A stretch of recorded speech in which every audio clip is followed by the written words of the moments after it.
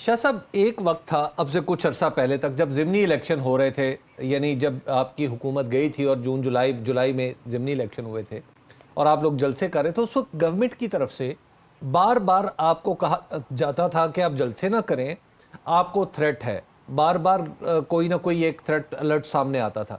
کیا اب بھی گورنمنٹ نے عمران خان صاحب کے بارے میں اس طرح کی کوئی اطلاع آپ تک پہنچائی ہے یا کوئی الرٹ جاری کیا ہے آپ کو؟ کاش انہیں عمران خان کی فکر ہوتی۔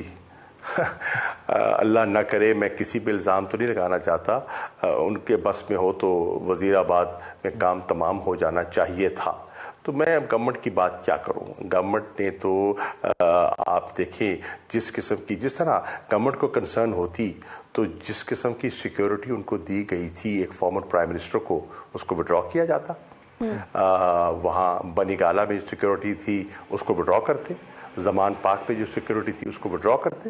انفارچونیٹلی گورنمنٹ کہتی کچھ ہے، کرتی کچھ ہے۔ شاہ صاحب، جو سیکیورٹی رپورٹ آج عدالت کے سامنے پیش کی گئی، کیا اس میں ان تھریٹس کے حوالے سے کچھ بتایا گیا عدالت کو؟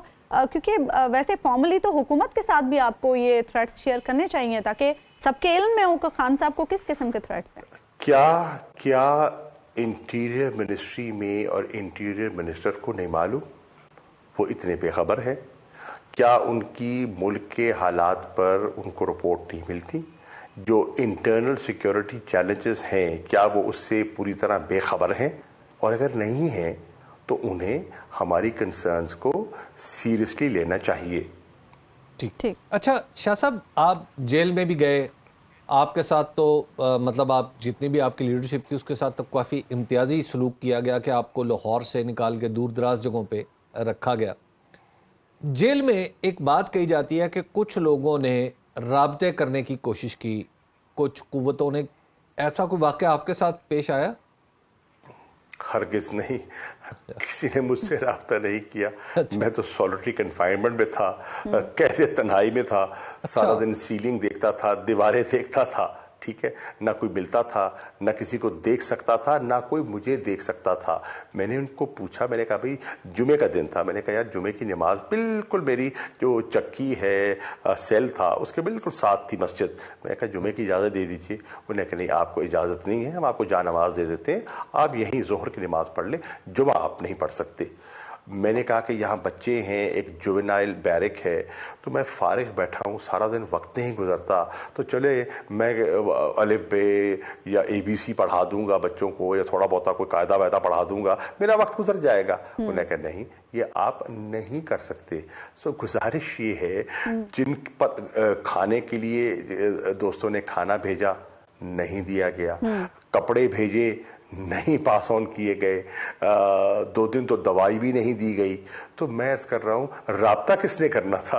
اچھا، کیونکہ ایسے موقع پہ کوئی وہی رابطہ کر سکتا ہے نا جس کو اس کنٹرولڈ انوائرمنٹ پہ کچھ قابو ہوتا ہے۔ اچھا شاہ صاحب، یہ آپ کی بیٹی صاحبزادی اور صاحبزادے بھی تو گئے تھے آپ سے ملنے کے لیے، کیا انہیں بھی نہیں ملنے دیا گیا؟ جی ہوا یہ تھا کہ ہم نے رجوع کیا، عدالت سے رجوع کیا، اور ہم نے پھر چیف سیکرٹری سے رجوع کیا، انہوں نے انکار کیا۔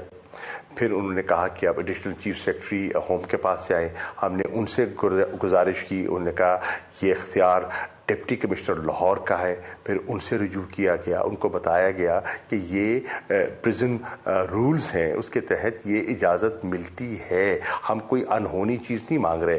فیملی کا نام دیا، انہوں نے کہا ٹھیک ہے، وقت آیا ہوا میری فیملی کے، انہوں نے کہا کہ کوئی نہیں سوائے آپ کے بیٹے کے۔ میری بیٹی بھی ساتھ، ان کا نام دیا ہوا تھا، وہ وہاں اٹک پہنچی۔ جب پہنچی تو وہ بھی ملنا چاہ رہی تھی، تو میں نے کہا وہ آ گئی ہیں، بچیوں کے دل چھوٹے ہوتے ہیں، ملنے دیجئے۔ انہوں نے کہا نہیں، یہ نہیں مل سکتی۔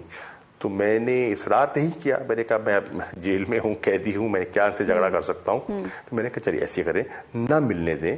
اگر وہ آ ہی گئی ہے، اتنا سفر کر کے آئی ہے، وہ کراچی سے لاہور آئی ہے، لاہور سے اٹک پہنچی ہے، تو آپ ایسے کریں، جب میرا بیٹا ملاقات سے نکل رہا ہوگا کر کے، کھڑکی کے باہر کھڑا کر دیجئے گا، میں اس کو ہاتھ ہلا دوں گا، وہ میرا چہرہ دیکھ لے گی، اس کو اطمینان ہو جائے گا۔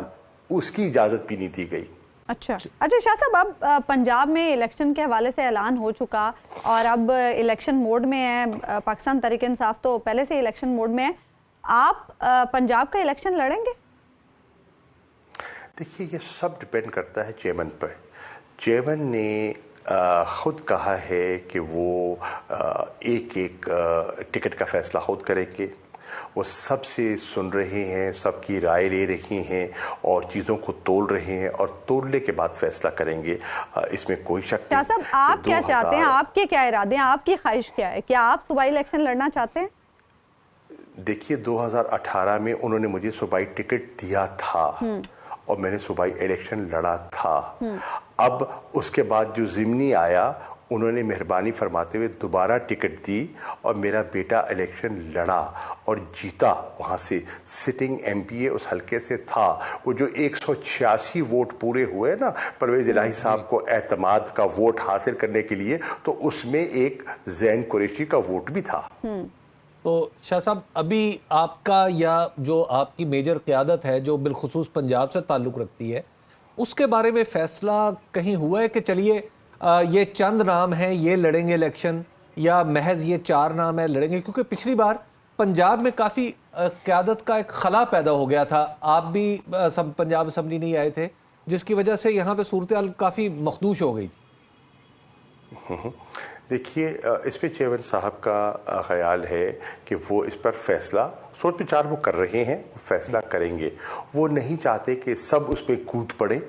जिनको वो समझते हैं कि इसमें सूबाई असम्बली में उतरना चाहिए, वो इशारा करेंगे और वो फिर उनको इजाज़त देंगे और टिकट देंगे लड़ने की। और जिनको वो समझते हैं कि सूबाई में नहीं उतरना चाहिए और कौमी असम्बली में जाना चाहिए, तो उनसे वो कहेंगे कि वो कौमी असम्बली का इलेक्शन लड़े।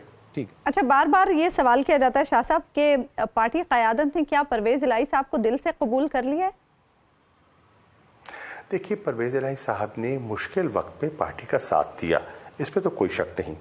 आपके इल्म में है कि परवेज़ इलाही साहब को उनकी अपनी फैमिली से, चौधरी शुजात साहब से और दीगर हजरात से भी तो रवाबित भी थे। एक घर है, दीवार भी नहीं है, आना जाना है, कुर्बतदारी है। जरदारी साहब के रवाबित भी थे और लोगों के भी होंगे। तो ये सब चीज़ें जानते हुए, देखते हुए जब उन्होंने फ़ैसला कर लिया हमारा साथ देने का, तो हमने उसकी कदर की। हमने भी उनके साथ निभाई है। देखिए, हमारे पास 176 वोट था, उनके पास सिर्फ 10 वोट थे। हमने 10 वोटों को सामने रखते हुए, उनकी शख्सियत को सामने रखते हुए, हमने 10 वोटों वाली शख्सियत को, जमात को पंजाब की वजारत आला दी। उससे पहले हमने उनके लिमिटेड वोट्स के बावजूद उनको पंजाब असम्बली का स्पीकर मुंतखब किया। तहरीक इंसाफ के वोटों से मुंतखब हुए वो स्पीकर, तहरीक इंसाफ के वोटों से वो मुंतखब हुए चीफ मिनिस्टर, और उन्होंने भी हमारा साथ दिया। तो इन सब चीज़ों को सामने रखते हुए चेयरमैन साहब ने एक पार्टी के मफाद पे सोचा और उन्होंने ऑफर किया कि हम अपनी पार्टी को जम करते हैं। यानी कि उन्होंने अपना तशख़्ख़ुस मिटाया और तहरीक इंसाफ में जम हो गए और बल्ले के पाबंद हो गए। तो जब वो बल्ले के पाबंद हो गए तो बल्ले के डिसिप्लिन के भी पाबंद हो गए। शाह साहब, ये बताइएगा, एक ज़रा सवाल मौजूदा सिचुएशन से थोड़ा सा हट के मैं आपसे करना चाहता हूँ समझने के लिए। बिलावल भुट्टो जरदारी साहब, ज़ाहिर है आप पेशरो थे उनके और वो आपके जानशीन हैं। खारजा पॉलिसी में आप उन्हें कैसे देख रहे हैं? जिस रफ्तार से वो दौरे कर रहे हैं, जिन ममालिक के वो दौरे कर रहे हैं, क्या आपके ख्याल में ये वाकई को प्रोडक्टिव दौरे हैं या महज एक इंट्रोडक्टरी दौरे हैं? शाह साहब, एक और सवाल भी ऐड कर लीजिएगा। जरदारी साहब जनूबी पंजाब में मौजूद हैं, पीपल्स पार्टी कुछ हासिल कर सकती है जनूबी पंजाब से? देखिए, बहस करूँ, पहली बात तो ये है कि बिलावल का सवाल, देखिए बिलावल जवान भी हैं और पढ़े लिखे भी हैं और एक ख़ानदान से, एक नामी गिरामी ख़ानदान से मंसूब हैं, एक सियासी बैकग्राउंड है। अनफॉर्चुनेटली बिलावल ने अपनी वजारत को सीरियसली नहीं लिया। आप दफ्तर खारजा में मालूमात हासिल करें, कितने दिन इन 10 महीनों में वो एक्चुअली अपने दफ्तर में गए हैं और बैठे हैं, कितनी फाइलों का उन्होंने मुताला किया है। कुछ नहीं करते, نہ دفتر جاتے ہیں، نہ فائل پڑھتے ہیں، نہ ٹیلیگرامز دیکھتے ہیں. کیا کر رہے ہیں؟ دورے کس لیے کر رہے ہیں؟ دوروں میں سے نکلا کیا ہے؟ ان 10 مہینے میں ایک اچیومنٹ بتا دیں جو انہیں حاصل کی ہو. دوروں میں وہ اپنی پروفائل بنا رہے ہیں، وہ اپنا ایک امیج بنانے کی کوشش کر رہے ہیں، اپنا تعارف کرواتے پھر رہے ہیں. کہتے ہیں نا اپنا نو ہاؤ اور انٹروڈکٹری دورے ہیں. پاکستان کو فائدہ زیادہ نہیں ہوا، ان کی ذات کو اجاگر کرنے کے لیے یہ قلمدانوں نے سونپا کیا. اب ہے نا ربانی خان صاحبہ کو منسٹر آف اسٹیٹ بنایا. پہلے تو تعجب کی بات یہ ہے کہ کبھی میں نے نہیں دیکھا کہ فورن منسٹر جو رہا ہو شخصیت وہ منسٹر آف اسٹیٹ بن جائے. میرے تو ہنا کو یہ نہیں کرنا چاہیے تھا میری رائے میں. انہوں نے کہا کہ جی اس پہ دباؤ تھا، وہ نہیں چاہتی تھیں، انہوں نے آئیں بائیں شائیں کی، لیکن زرداری صاحب نے کہا نہیں، تم نے بلاول کو ایجوکیٹ کرنا ہے، ٹرین کرنا ہے. تو وہ ٹرین تو وہ منسٹر آف اسٹیٹ بنے بغیر بھی کر سکتی تھی نا. اب کیا ہو، وہ سارا جو کام ہے میری اطلاع کے مطابق وہ دیکھتی ہیں. اگر انہوں نے دیکھنا ہے اور انہوں نے ہی انٹریکٹ کرنا ہے اور چیزوں کو سمجھنا ہے تو پھر بلاول کی گرومنگ کیا ہو رہی ہے؟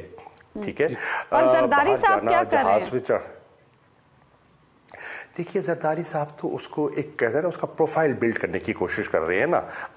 بحیثیت ایک باپ وہ چاہیں گے کہ میرا بیٹا جو ہے وہ متعارف ہو، اور وہ دنیا کے جو نامی گرامی لوگ ہیں ہی ربز شولڈرز ود دم، ان کے ساتھ منگل کرے، اس کے ساتھ اس کی تصویریں چھپے، انٹریکشن ہو، مختلف جو انسٹیٹیوشنز ہیں ان میں جا کے وہ لیکچر کریں، گفتگو کریں. تو اس لحاظ سے بحیثیت والد تو ان کی سوچ مجھے سمجھ آتی ہے کہ وہ ان کی سوچ کیا ہے، لیکن بیٹے میں وہ کیپیسٹی یا وہ سنجیدگی مجھے، وہ جسے کہتے ہیں نا وہ سیریسنس ان ہز ڈپارٹمنٹ مجھے نہیں دکھائی تھی.